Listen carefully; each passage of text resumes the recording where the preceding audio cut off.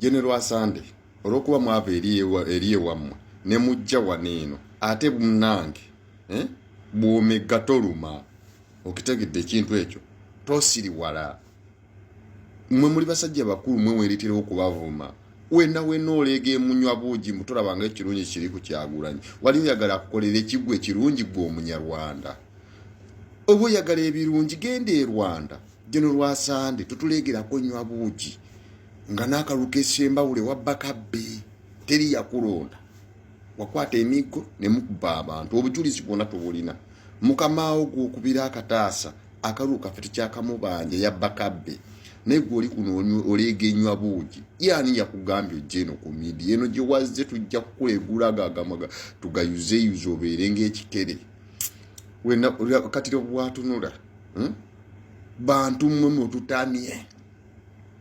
mututamye bizeeyimwe musoke mutunuulire emyaka gyammwe mutunulire n'abantu be mwesibako okufuga n'omutunulira lenayina ng'aleega enywa buugi alinga ennyuma w'eggunju nti naye ajja kufuga ffe bavubuka tusooka otunule bwe tufaanana naawe wetunulire bw'otunula gwajja otufuga kwasaamirira oli kuli wenna oleega enywa buugi ffe webinyumiza olowooza tubiyagala genda e Rwanda okitegeera genda e Rwanda ojasangayo ebirungi eno tebiriiyo temutusiriwalyako bagundi mmwe gundi mwe mujja tutegeera General Asande mujjukira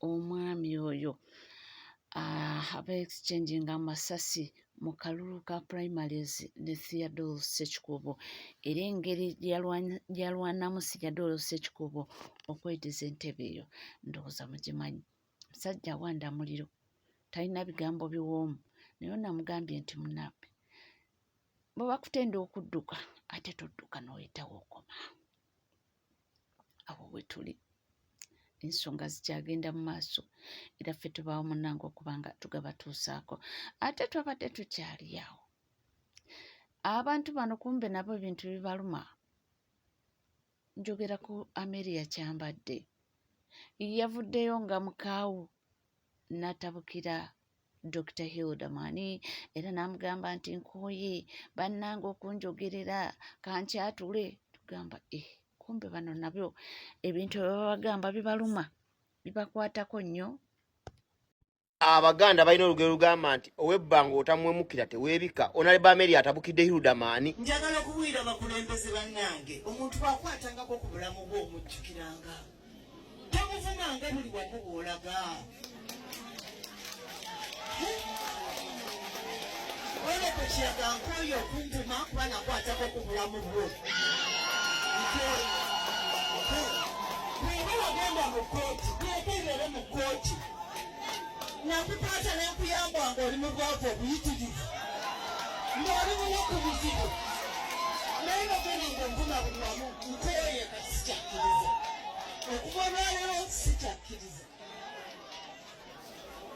baibale nnyo munsonyiwe mbadde nnina okutabuka. Honorable Ameria agambye Hilda Mani enough is enough lekeraawo okunvuma naye ng'ate omukyala kyayogedde kituufu. Hilda Mani Ameria obadde omufudde ekitategeerekeka nga buli woogenda buli woofuna microphone ovuma muvume. Ameria weba yakubba akalulu genda mu kooti. Ameria waba yakubba akalulu mutwale mu kooti ate nga n'Ameria kyayogedde kituufu omuntu aba yali akuyambyeko jjukira we yali akuyambiddeko ng'ensi egaanye nakwata ku mukono ne mulwakwa nti mu Uganda aba opposition temuba na point zammwe za kuvuma kudimiininga kukakkanya bantu Hilda Mani bye biwatandika byebyo ate nga wali musajja ategeera aweebwa ekitiibwa naye ovumye omukazi n'ovuma omukazi mutuufu nnyonyo takwekwekeredde taggeyezza akyogedde publicly naye lwakuba nti omukalukalu tajja busera nakulabye nga weekazaakaza no omukazi muwe ku kitiibwa nga nawe oyina abaana tekiba kirungi nnyo Hilda Mani muntu kutandika kuyisaamu maaso kanoyo omukyala muwe ku kitiibwa oba ogamba nti yakubba akalulu mugende mu kkooti as simple as eating matoke than okuvuma ng'omukazi buli kanaku buli wobeera n'ovuma omukazi si kirungi. Hildaman, style up man up. Njukira nti Amelia kyambadde ono nti oluyimba lwa Amelia mbo Dr. Hildaman lwe yakuba awo ng'ategedde nti omukyala Amelia kyambadde ayinamu interest okuba nga yeesimbawo wokota nti oluyimba olwo yamusasula omutitimbi gw'ensimbi ebigambo ebityo bye byayogerwanga era nti n'amugulira n'emmotoka mbu ku luyimba olwo ebiseera ebyo ng'amusuusuuta naye byasuubira nti maama Amelia kyambadde wanaatuuka by'anaakola ate bambi mbu tebyatuukirira awo n'ajjayo naye interest n'amwesimbako era akalulu n'amuwangula naye guno omulundi ogwaddako mumanye engeri gye baakwata mu bululu obululu bannange baakwata mu bululu abaana aba NUP abasinga ate ne babanga kigamba nti abantu tebabawa bululu wabula abasajja baabukwatamu ne babanga ate beerangirira ng'abawanguzi. Awo wetuli awo tuvuddewo tweyongereyo mu mawulire ag'enjawulo bingi ennyo nze nkugambye nti ebigenda mu maaso ekivulu kya King Saha kiri ready ono agambye nti abantu beeyongedde okuba nga balaga nti bali beeteefuteefu okuba nga baatendinga ono agambye nti ye taata we yamukubidde n'amugamba nti teekateeka sindika ssente nze ŋŋende mu show. Taata wange ankubidde essimu n'aŋŋamba Umaru mbadde njagala genda laba ku Ssemanda ne mubuuza Ssemanda ki mwagamba yafa temwagamba yafa tulina Ssemanda ewaffe eyo ku kyalo nga mmanyi gwagamba n'aŋŋamba genda laba ku Ssemanda ono omuyimbi konza ogamba King Saha taata mbadde siyinza nalowooleza taata mu kivulu mbadde siyinza wadde okirowoozaako nti taata wange asobola okukola ki asobola okwagala ogenda mu kivulu kyonna oli bamuyita siriyasi maani bizinesi omanyi omuntu ali siriyasi ng'okubeera siriyasi ye bizinesi ye omanyi tafugayi quiet bino bye tujja wano ffe ne tulegesalegesa oli musajja ali quiet tafugayi naye ŋŋambye njagala genda laba ku Ssemanda era saawa zino noonya gye bagula tiketi kugenda kugulira muzeeyi wange tiketi tugende mu kivulu kya King Saha mulo agende bambi omusajja abadde sirias ebbanga lyonna yala ne zimukukuta eva sirias mu butuufu naye agambye njagala genda laba ku Ssemanda nze obwongo obwange bubadde bundowoozesa nti Ssemanda oli ow'omukyalo ne nga mwamubiika mwagamba yafa nti asigamba oyo ŋŋamba ono omuyimbi muzeeyi ngenda mumugulira tiketi noonya gye batunda tiketi ngulire muzeeyi tiketi ndabe nangeri ki gye genda omutuukako muzeeyi agende alabe ku ki ku King Saha yes bagende bamulabeko agende amulabeko omusajja byonna nga bigenda mu maaso naavuddeyo n'agamba nti ssaawa yonna mwandiraba ku Maama Janet Kata Museveni nti kubanga okusinziira ku bifaananyi ebipya bye twalabye kiraga nti ssaawa yonna mwandimulaba mu public ati ekindi okuddamu kakalabanya emirimu gye jjukira emirimu gye baali bagimuggyako nga bamuwumuzaamu ate ne bateekako acting so tuwulira ono kyagamba. Essuubi ly'okuba nga tuddamu tulabako First Lady wa Uganda Maama Janet Museveni lirabika lisemberedde.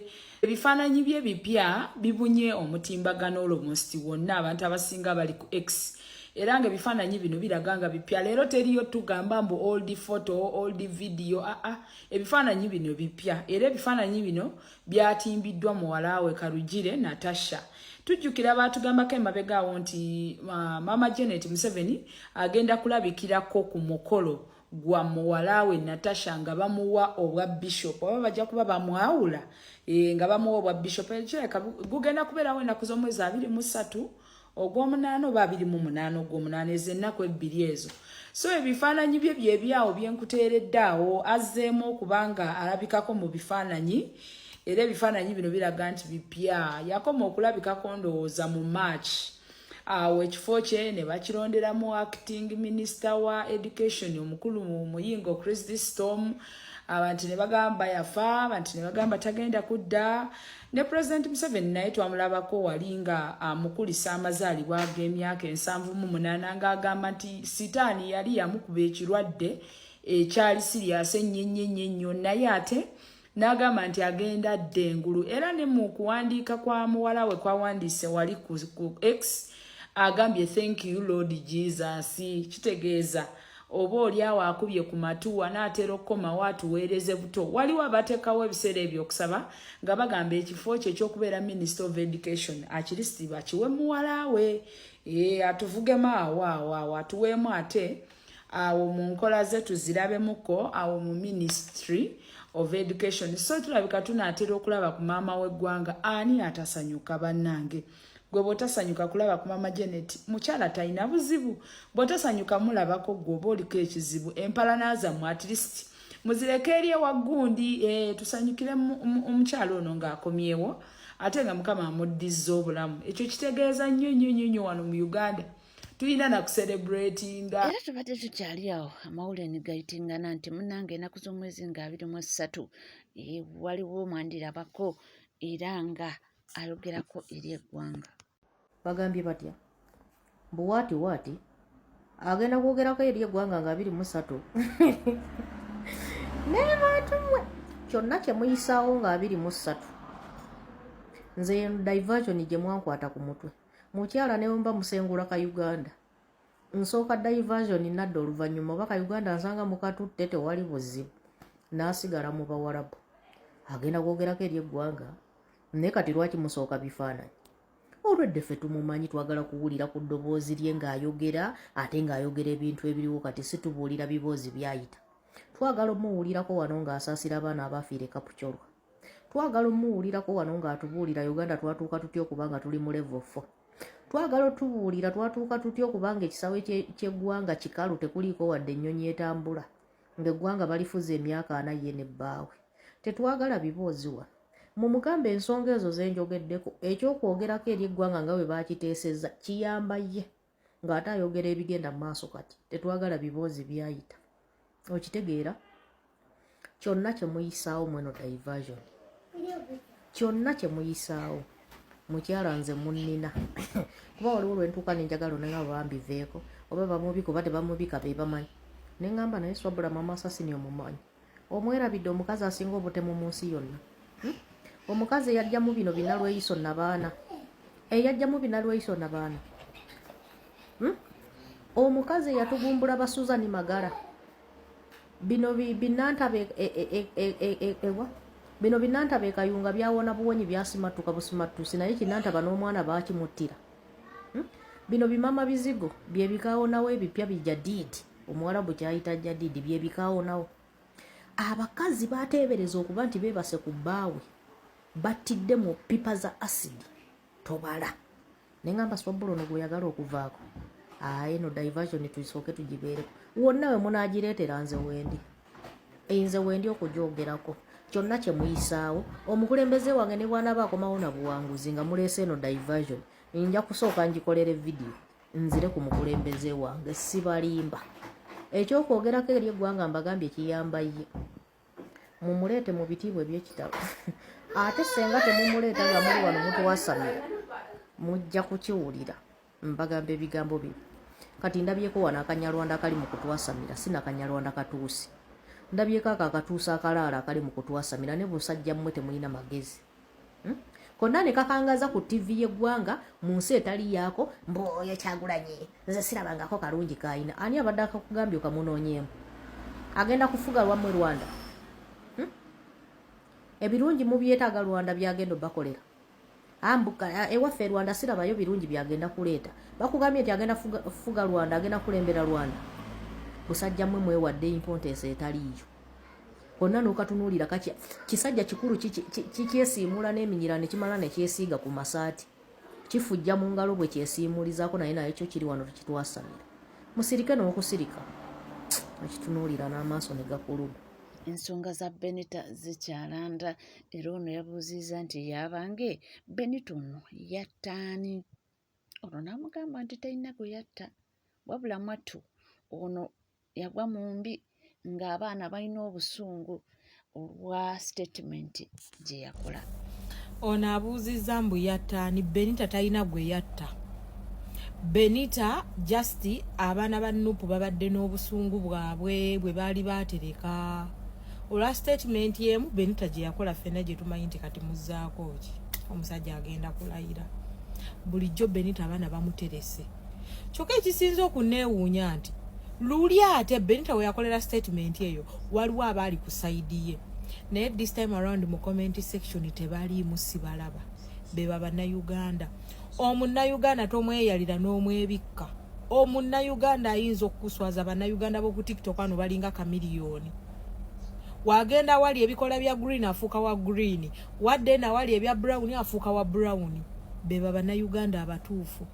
Bulijjo baali baatereka Benita. Benita talina gwe yatta. Naye pressure yokayoka gye batadde ku kampuni. Bajjeko ne comment section. Bamaze ne bajjako comment section. Omunnayuganda si mmere yakulya mwe.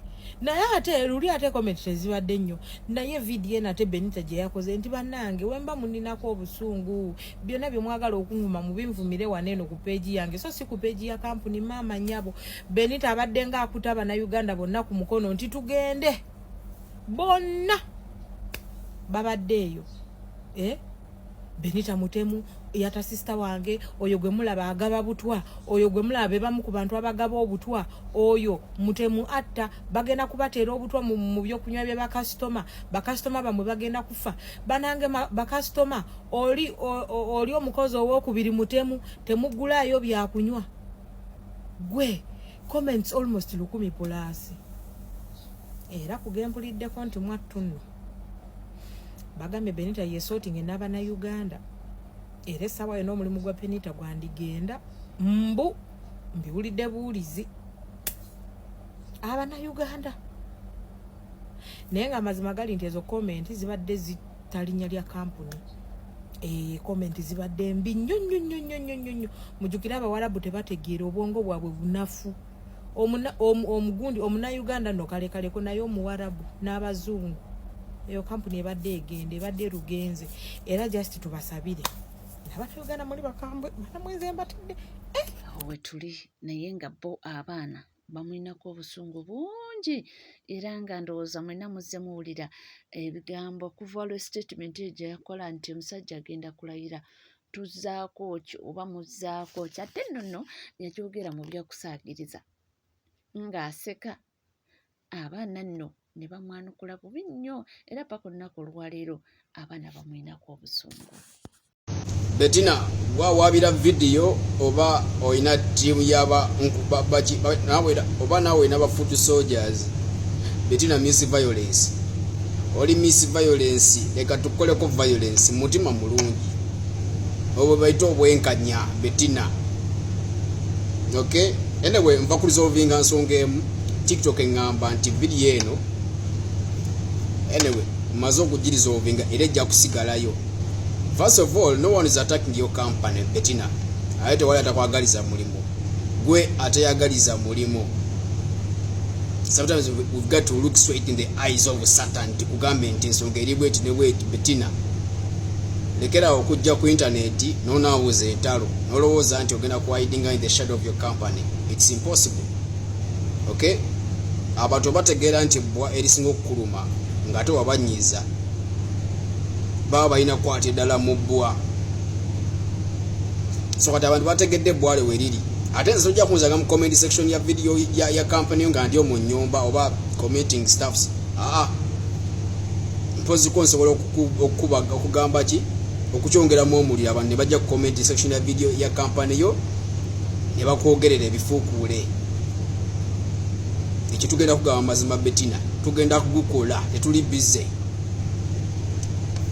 Kati it's upon you giving up ebyekisiri bijja ne yasoma ku internet ate omanye ensonga oba sigala ng'okalira ono ogwo mulimu gwe gw'ekisiru akalimu kakagigiko naffe tusigale nga abakomenti nga basigale n'ogwo omulimu. It is very simple. Wagambye mbu kampani gy'okolera ngagga nti era ejja kujja enoonye. First of all, tewali akomentinga ku page ya kampani yo nga damaginga reputation ya kampani. 2, tewali ayogerera services provided by your company. They are targeting one simple employee in the company. Okitegera, and the employee is you Bettina Miss Violence. Njagala mpulire bulungi. Teri muwalabu mugagga ne wabanga ya managing Buju Khalifa agenda kujja Uganda anoonyeeyo abo abayogera ku kampani ya Macha, simanya Machala tebiki. Daliyo. Oli Bahirain teri mugagga agateka millions za sente kujja kubanoonya. Kibajja okukola solution board ya company ejja kulaba nga you are the problem. Bettina, gwe kizibu kya company yo gwe ateyagaliza mulimo. Kubanga abakozi banabo mu company abo tebalinga gwe. Bayizira okuba nabo bakoza social media. Yesobola okuba ina publicity ey'enjawuloko naye ne bwebeera ntono ngwe na following y'abantu 1500 so okuletawo change effect eri negative or positive. Kati gwokozesa miliyoni ya following enoja n'okola gundi post ezikola ki noja n'oyasama ebyekisiri ku internet lowooza nti ogenda kubeera protected in the shadow of the company. Company tegenda kuriskinga kuteeka millions kunoonya abakomentinga ku video zaayo awo bala bajja ku eliminatinga ekizibu mu company and the problem is you. Ekyokola okimanyi. Give up, we give up.